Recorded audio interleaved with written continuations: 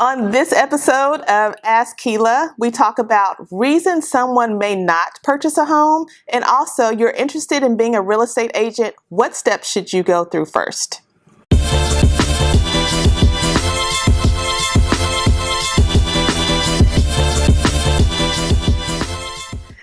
Hello everyone, this is Keela McGraw with Crowley Realtors, and welcome to the Ask Keela show. Today we have some wonderful questions. We'll jump into those in a little bit, but I just wanted to share that this past weekend I played Monopoly for the first time in probably like 20 years with my family, and it was such a blast. I have a daughter that's 9 years old, so it was interesting that we played about 4 games this past weekend and she won all 4. So I think we have a future investor in our family. So, jumping right into the 2 questions that we have for this episode. Katie asked, what advice would you give someone thinking about becoming a real estate agent? Oh, Katie, so you want to become a real estate agent. Well, the first thing I would advise that person to do, if it's you, is figure out why you want to be a real estate agent. Are you doing it for more money? Are you doing it because you want to be a boss? Or are you doing it because you think you'll get more time? Answering those questions will kind of help guide if real estate is the right thing that you would want to pursue. The other thing is, what are your plans for being with a brokerage? So when you get a real estate agent license, especially in Texas, you have to be under a broker. So there are tons of brokers out there. There are some bigger, well-named brokerages that you may see, and there are also some more boutique, smaller brokerages. So depending on what your goals are, do you plan on being a part-time agent or a full-time agent? How do you plan on getting those leads? Because if you're probably with a smaller brokerage, you will be responsible for getting those leads and those clients in to make those deals happen. If you're with more of a bigger brokerage team, they may give you some leads and they may split the commissions with you. So being a real estate agent, it takes a lot of time. People think that you make a ton of money, but a ton of money also goes out. Just for instance, on a typical sale, I really bring home to our household maybe about half of that amount because you have taxes that you have to put away.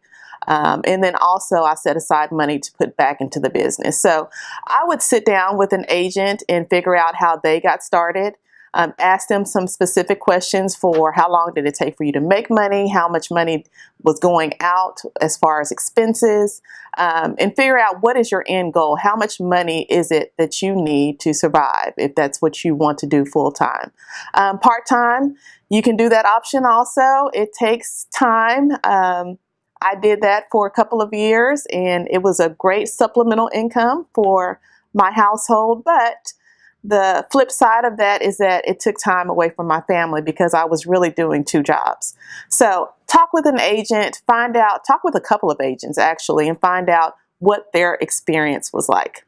Thank you so much for that question. And of course, you can reach out to me. I'd love to help you. Jeremy asked, are there reasons not to buy a house? Jeremy, yes. I do not advise everyone that comes to me wanting to buy a house to actually purchase a house. There are a series of questions that I ask. One is, how long do you plan on being in that home? If you plan on being in that home for 1 to 2 years, then I probably would advise you not to purchase a house unless you're trying to build an investment portfolio. The other question is, do you plan on having money set aside for the upkeep? Because if you're renting, even if you're renting a house, that landlord is taking care of those big capital expenditures. Like if the AC goes out, they have to take care of it. Whereas smaller repairs, like if a light bulb needs to be replaced, you're taking care of that. So are you ready and prepared to take on those expenses with owning a home? The other thing I think about is affordability.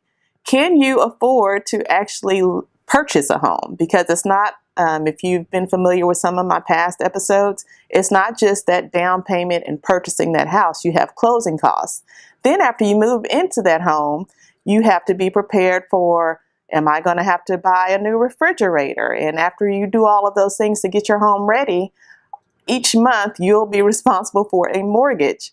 Will you be able to live versus survive having that mortgage in place? So there are a series of questions. Sometimes purchasing a home is not the right fit for the person that I'm meeting with. I kind of dig and try to get to the root cause of why they want to buy a house and if they're really prepared for all that comes along with purchasing a home. So thank you so much for that question. We'll dive into our question of the day. And our question of the day is, if you had any place in the world that you would like to visit, where would it be? I want to know. Thank you so much for tuning in. If you know of anyone who wants to live in the southern Fort Worth, Texas area, or a city known as Crowley, Texas, I have a listing that just went live about 4 days ago. It's under $200,000. So it goes back to that affordability piece. A 3-bedroom, 2-bath home with a pool, under $200,000 in this North Texas area is a steal. So if you know of anyone, please send me your contact information. I'll be glad to share that information with you. And thanks for tuning in.